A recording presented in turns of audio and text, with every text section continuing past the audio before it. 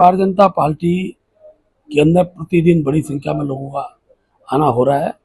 आज दूरस्थ क्षेत्र धारचूला से बड़ी संख्या में हम वहाँ के जो नेता हैं वो भारतीय जनता पार्टी सत्ता ले रहे हैं। उसमें नगर पालिका के वहाँ के अध्यक्ष भी हैं और हम सबका स्वागत कर रहे हैं।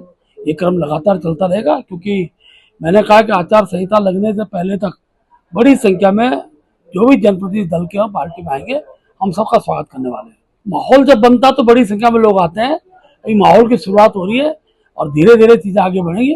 और हमने तो अब निश्चय किया है कि पोलिंग बूथ पर दूसरे दलों में काम करने वाले कार्यकर्ता बड़ी संख्या लोगों को ज्वाइन कराएंगे। और जो लक्ष्य हमने दिया कि प्रत्येक विधानसभा को हमने 2 से 3 हजार का लक्ष्य दिया हुआ है, दूसरे दलों को लोग जोड़ना है। उसी प्रक्रिया में आज धारचूला विधानसभा में ये गति आगे बढ़ रही है।